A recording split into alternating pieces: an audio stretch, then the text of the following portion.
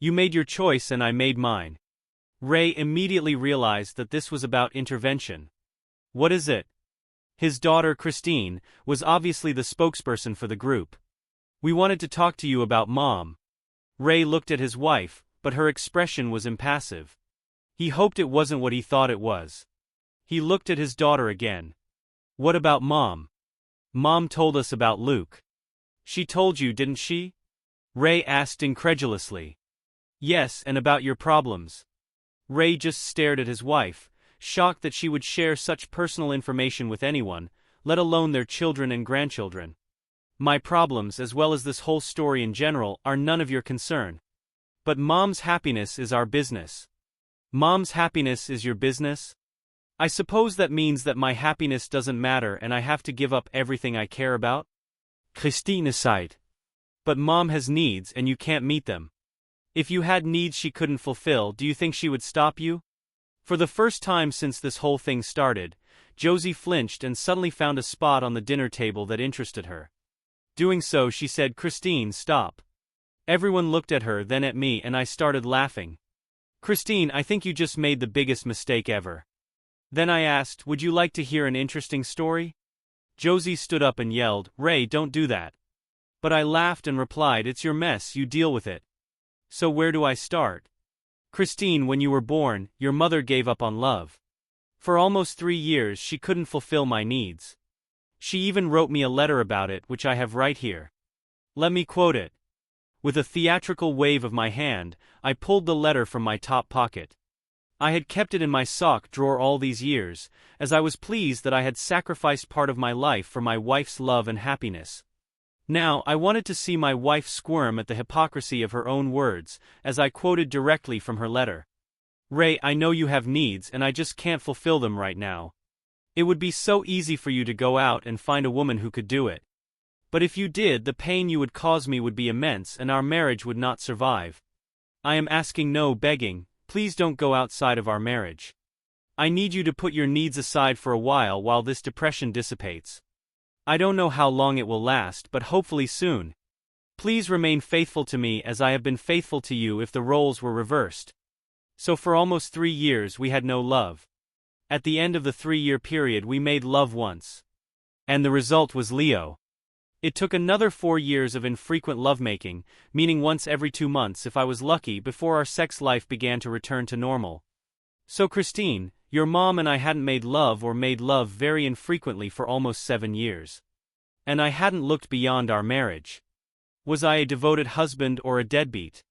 The question hung in the air like a bad odor. Josie's face flushed, partly from humiliation but also from anger.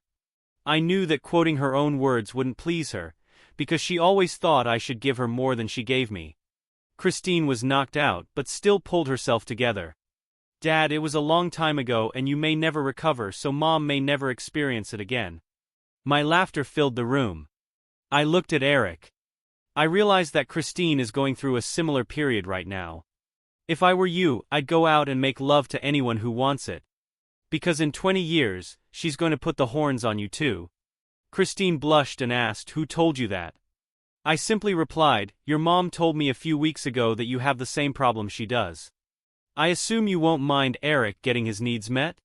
While Christine stuttered and simmered with anger, I looked at Rebecca and asked, how's your life? Isn't it time for Leo to get busy getting ready to play on the field when you get a break? A lot of angry faces looked at me and I smiled, saying, you all seem happy to be the ones being taken care of, but very unhappy to be in my shoes. Christine came up to me and said, this is different. Mom needs this and you can't do it, get over it. I looked at all of them, goodbye. I turned on my heels and headed for the door. Julie and Allison shouted after me, what about the fireworks? There are enough fireworks for tonight, I replied. Go ahead and enjoy them. I suspect my presence will spoil the fun for everyone. I walked to the car and got in. As I backed out of the driveway, Josie stood in the doorway but made no attempt to stop me.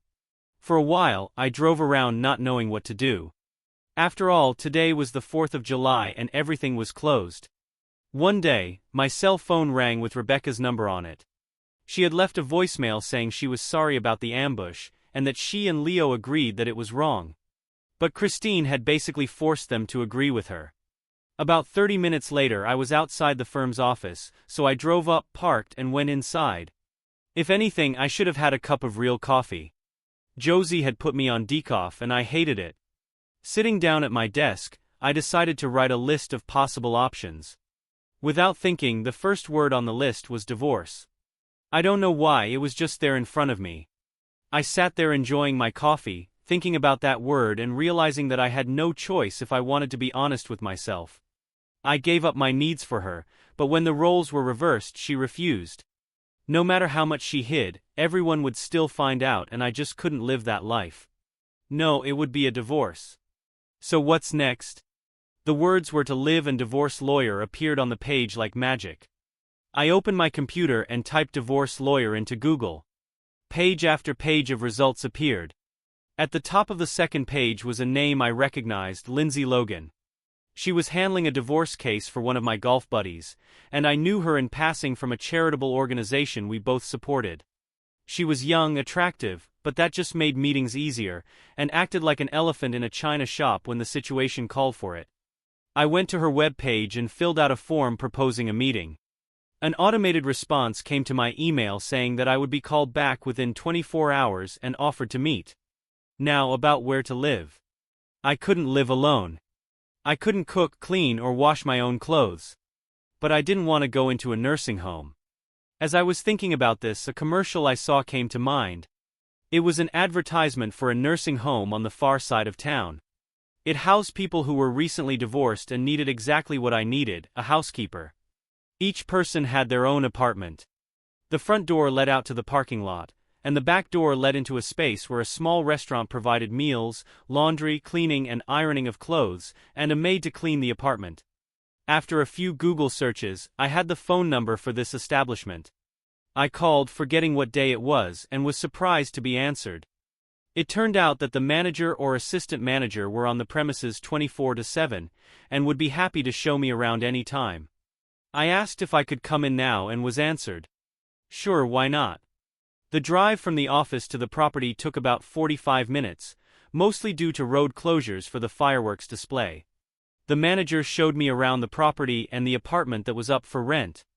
To my surprise, I was familiar with two of the tenants and was invited to watch the game with them in the living room.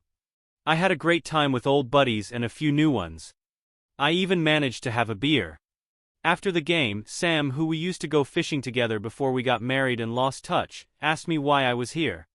My wife decided she wanted a younger model, I replied, and it's hard for her to understand why I'm not happy. Sam looked at me. Josie's always been a selfish fool, but this is colder than I thought. I looked at him in surprise. Did you know her? Sam made a strange face and said, sure, I was friends with her brother, dated her when we were 12, when 6 weeks was a lifetime, and lived next door until we were 15.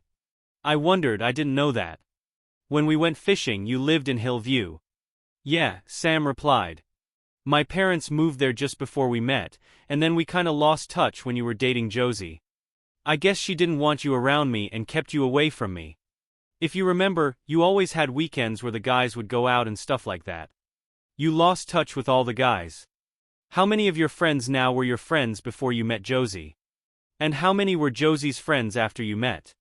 It was an interesting question and I knew the answer immediately, none. It was a shock, but it wasn't. I always did everything I could to make her happy, and if there was a conflict between her happiness and mine, she always won. This Luke thing was just the ultimate display of selfishness. I went to the manager's office and said I would take the apartment.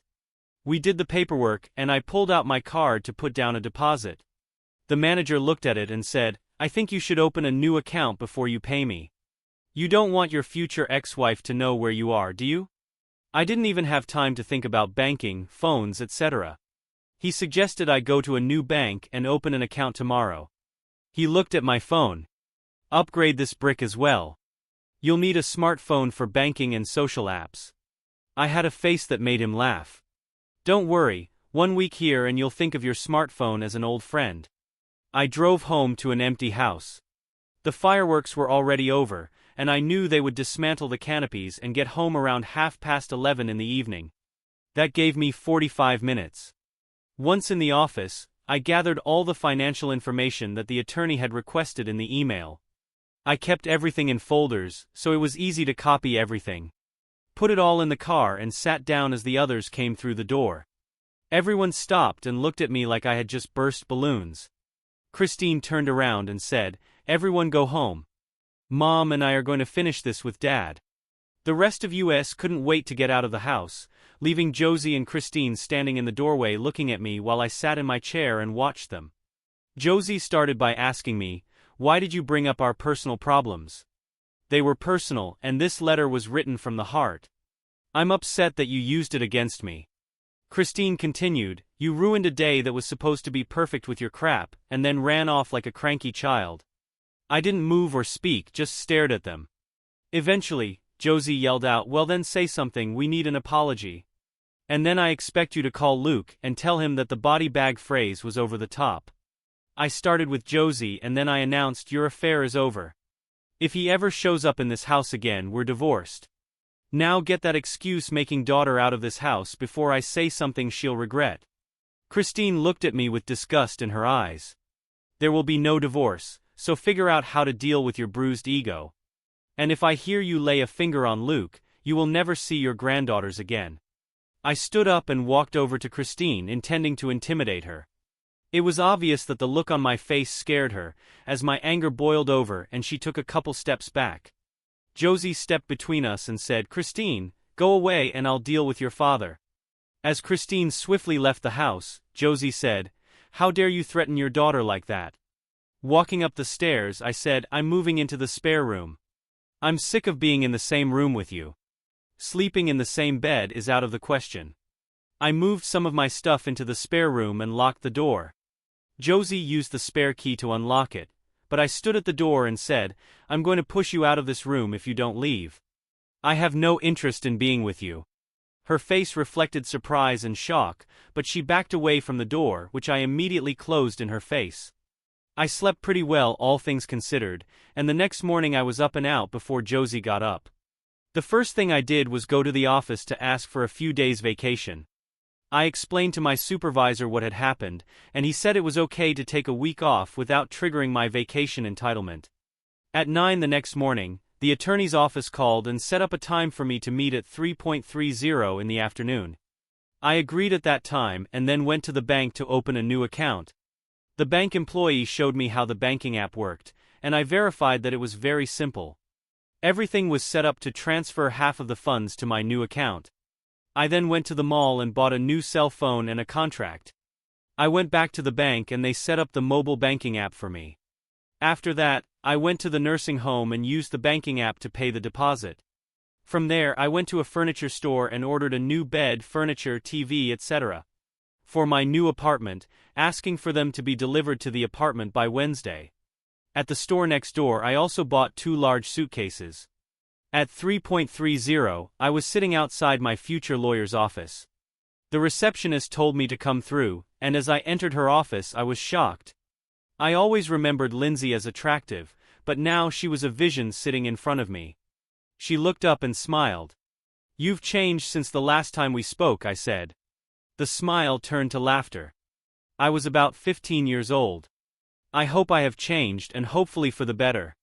I just couldn't contain my smile when I said it. "You bet." She clearly didn't remember me from charity events, to which she must have dressed less than elaborately. After that, the meeting was entirely business. I told her what had happened and gave her all the financial information. The offer was that she would keep the house, half of her savings, and receive spousal support of $500 a month for 2 years. I would keep my pension and she would have to keep working. The papers were due the following Friday, but I asked that they be served Saturday morning. I returned home at the usual time and ignored Josie.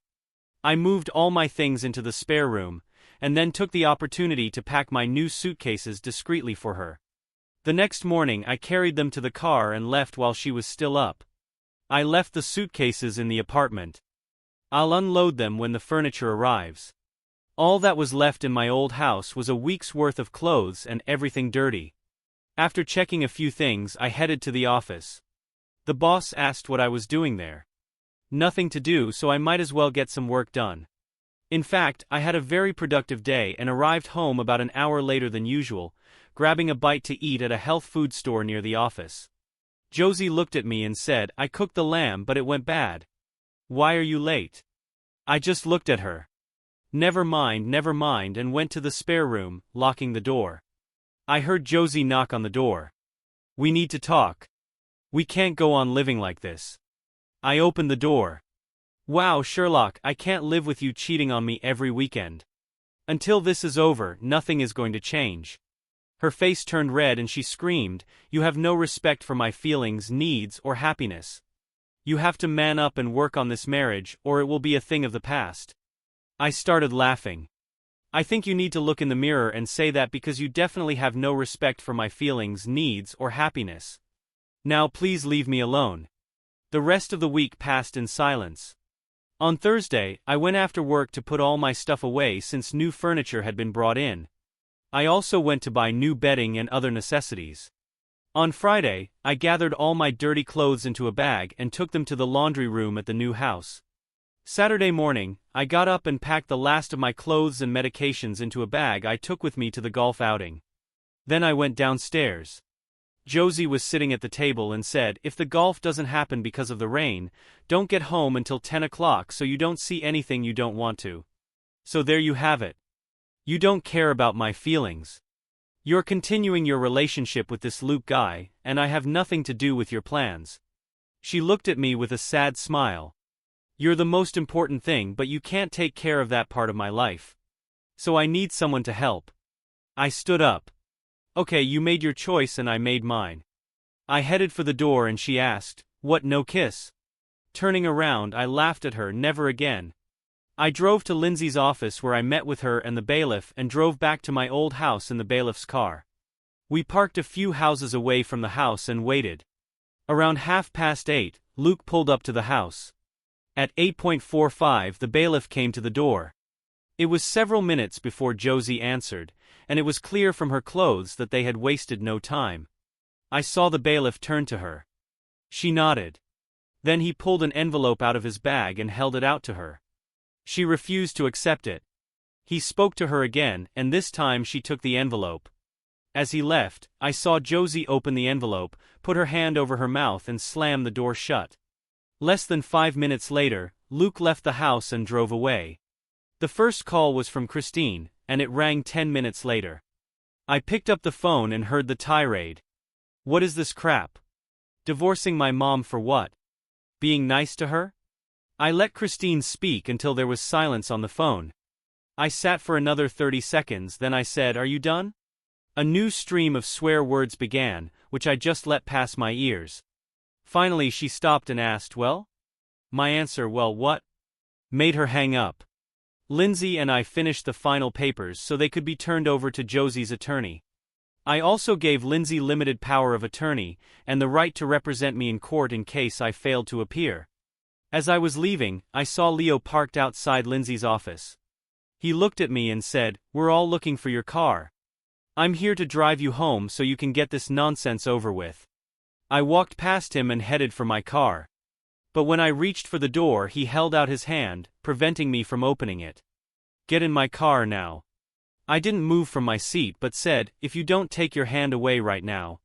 At that moment, Lindsay came up behind Leo and put her hand on his shoulder.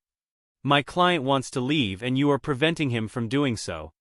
If you don't get out of his way, I will make sure that you spend 30 days in the county jail and appear before the judge on the charge of false imprisonment.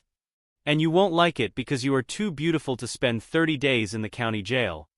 Leo's hand jerked lightning fast from the car door, and I opened the door to get in. When I had one foot in the car, Leo said, "This isn't over, Dad.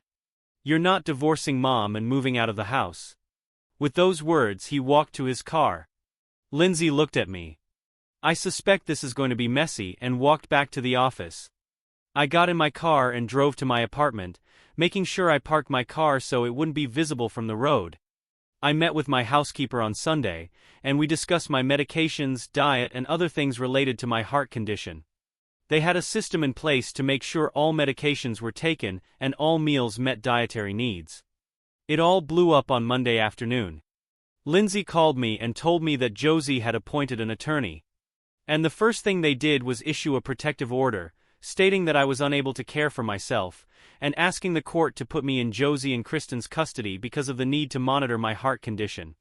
The preliminary hearing was set for 10 the next morning. Lindsay asked for my doctor's and facility manager's information so she could prepare a defense. At 10 in the morning the hearing was scheduled and Josie's attorney stood up, stating that I was incapable of taking care of myself, that Josie had complete control over my medical condition, and I should be placed in her custody. Josie was called to testify and gave a very one-sided opinion of my inability to do anything for myself. Things went south when Lindsay asked her what she would do about the divorce petition if the decree was granted, to which Josie replied, "Revoke it, of course." Lindsay then turned to the judge and said, "Your Honor, this is an attempt to stop the divorce. It has nothing to do with my client's well-being," and sat back down. Lindsay then called the facility manager, who explained that it was a nursing home, and they had a system in place to ensure that medications were taken and dietary requirements were met. She then called my doctor to the stand, who had visited the facility to review the process, and said it was as good as anything he had seen and had no problems. The judge looked at Josie's attorney and called him to the stand.